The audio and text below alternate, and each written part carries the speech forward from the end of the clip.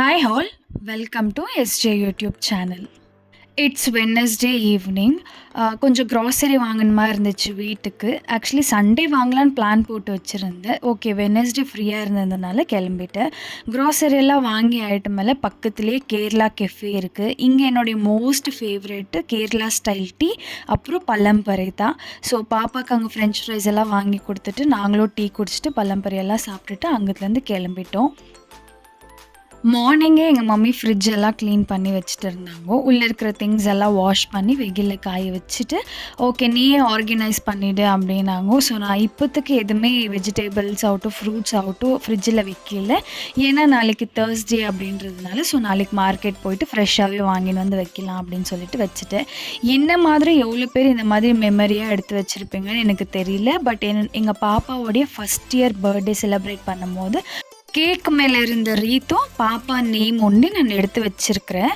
So mummy எடுத்து போட்டுரு, அது பாய்சனாக மாறிடும் அப்படின்னாங்க. ஆனாலும் எனக்கு போட மனசு இல்லை. நான் மறுபடியும் எடுத்து அப்படியே வச்சுட்டு இருக்கிறேன்.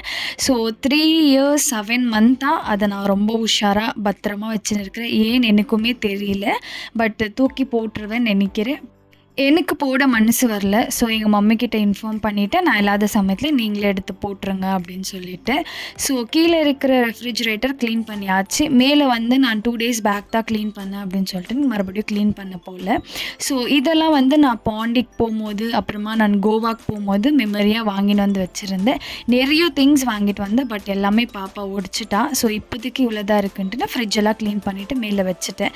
எம்டியாக வைக்காமல் இந்த மாதிரி கொஞ்சம் டெக்கரேட் ஐட்டம் பண்ணி வச்சோம்னா பார்க்குறதுக்கு ரொம்ப பியூட்டிஃபுல்லாக இருக்கும்.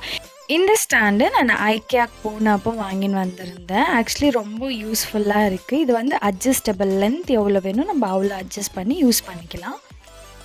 நைட்டு டின்னருக்கு எக் கிரேவி பண்ணலாம் அப்படின்னு சொல்லிட்டு எக்கு நல்லா வாஷ் பண்ணி சால்ட் போட்டுட்டு எக்கு வேவிச்சிட்டேன்.